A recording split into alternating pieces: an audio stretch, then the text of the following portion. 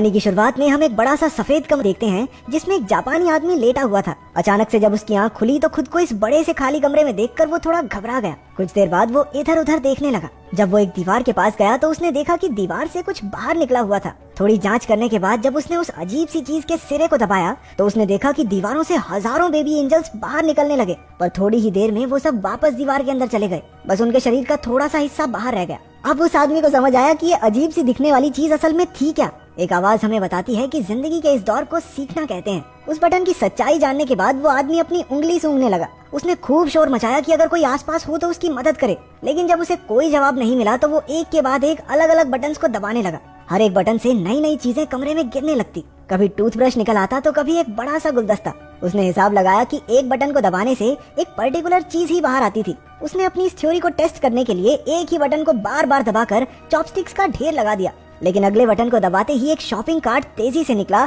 और जोर से उसके पैर पर लगा, जिसकी वजह से वो दर्द में चिल्लाने लगा। जब उसने अगले बटन को दबाया तो वो ट्रांसफॉर्म होकर एक बच्चे के पिछवाड़े में बदल जाता है, जिसने उसके मुंह पे पात दिया।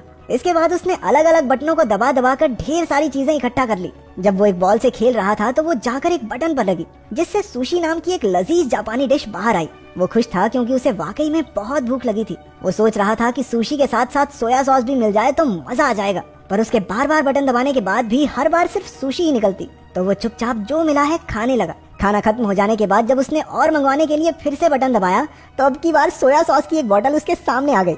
उसने गुस्से में बोतल को दूर फेंक दिया कि जब जरूरत थी तब तो आई नहीं। हाँ। अगला बटन दबाने पर उसे 3D चश्मे मिले। चश्मे पहनकर उसे एक बेबी एंजल अपने बटन की तरफ इशारा करता हुआ दिखने लगा। ये देखकर वो बहुत खुश हो गया क्योंकि उसे लगा कि मैंने तो कमरे का रहस्य सुलझा लिया है। लेकिन बटन दबाने पर एक काउंटडाउन शुरू हो गया, जिसके आखिर में दीवार से एक बहुत बड़ा पिछवाड़ा बाहर आया और उसने उसके मुंह पे पात दिया।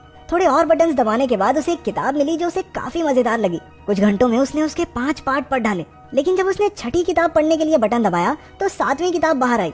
परेशान होकर उसने दूसरा बटन दबाया, लेकिन उसमें से भी 8वीं और 9वीं किताब ही निकली।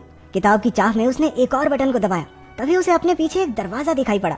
वो उसे देखकर बड़ा खुश हुआ कि आखिरकार अब वो बाहर निकल सकता है, लेकिन अपनी इसी एक्साइटमेंट में वो यही भूल गया कि आखिर वो बटन था कौन सा। तो वो ऐसे ही कोई भी बटन दबाने लगा। पहला बटन दबाने से एक अफ्रीकन आदमी एक दीवार से दूसरी की तरफ भागते हुए गया। दूसरे वाले से उसके सर पर पानी गिरने लगा, लेकिन आखिरकार तीसरी बार में दरवाजा खुल गया।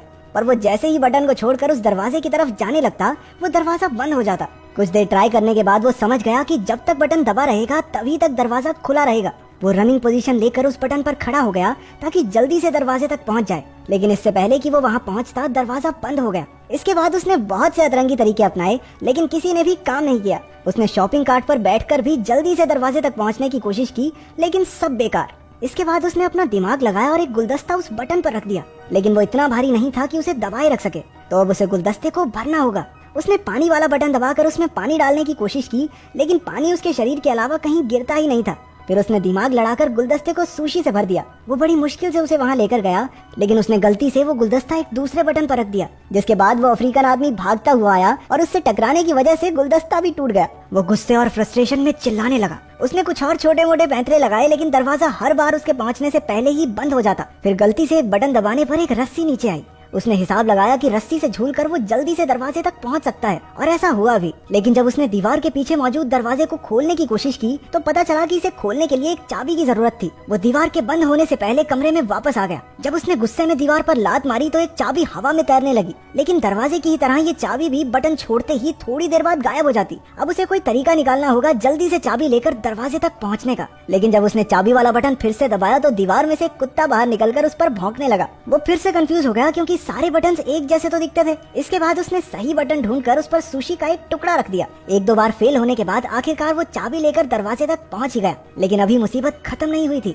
दरवाजे के ऊपर की तरफ एक नंबर वाला लॉक भी था। वो जल्दी से कमरे की तरफ गया, लेकिन बाहर निकलते हुए फिर से दीवार जोर से उसके पिछवाड़े पर लगी। उसने फ्रस्ट्रेशन में प्लंजर दूसरी तरफ फेंका और उसके एक बटन पर लगने से वो अफ्रीकन आदमी फिर से बाहर आया। लेकिन अब की बार उसने नोटिस किया कि उस अफ्रीकन आदमी के सर पर 3 नंबर लिखे हुए थे, और शायद उसी नंबर से वो ताला खुलेगा। क्योंकि दीवार बार बार बंद हो जाती थी तो उसने 3 बार में वो ताला भी खोल दिया। दरवाजा थोड़ा जाम सा लग रहा था तो उसे थोड़ी एक्स्ट्रा जान लगानी पड़ी, और इतने में दीवार भी वापस नीचे चली गई। वहाँ पर इतनी जगह थी ही नहीं कि वो दरवाजे को पूरा खोल सके। वो हताश हो गया और वहीं बैठकर रोने लगा। उसे कमरे के अंदर का समय याद आ रहा था। उसे एहसास हुआ कि कमरे में उसके पास कितना कुछ था। हाँ, वो बाहर नहीं जा सकता था, लेकिन जो चीजें उसके पास थी उसने समय रहते उनकी कदर नहीं की। अचानक अपनी बाईं ओर से उसे हवा का झोंका महसूस हुआ। वो उस नकली दीवार को खोलकर बाहर की तरफ भागा। वो पूरी जगह बिल्कुल एक जैसी थी। ऐसा लग रहा था मानो वो एक ही जगह पर भाग रहा हो। भागते भागते वो एक दूसरे कमरे में पहुंचा जहाँ रोशनी थोड़ी कम थी। उसके अंदर आते ही दरवाजा बंद हो गया। एक आवाज हमें बताती है कि जिंदगी के इस पड़ाव को प्रैक्टिस कहते हैं। कमरे में उस आदमी ने अलग अलग बटन दबाने शुरू कर दिए। किसी बटन से एक सिंगर के मुंह से गाते हुए आग निकलने लगी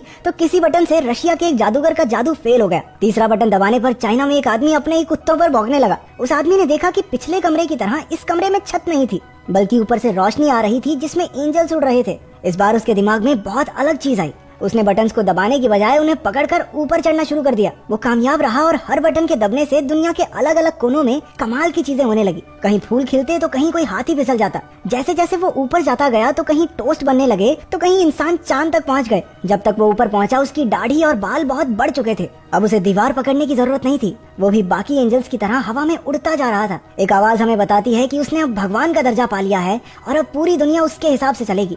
आखिर तक आते आते उसके चारों ओर सफेद पंख उड़ने लगे जो उसे आखिरी कमरे तक ले गए। इस कमरे की दीवार पर पूरी धरती का नक्शा बना था और वहाँ अब तक का सबसे बड़ा बटन भी मौजूद था। वो उसे दबाने के लिए आगे बढ़ा और स्क्रीन काली हो गई। तो अगर तुम एक दिन के लिए भगवान बनकर इस धरती पर कुछ भी बदल सको तो क्या करोगे इस ताकत से? कमेंट्स में जरूर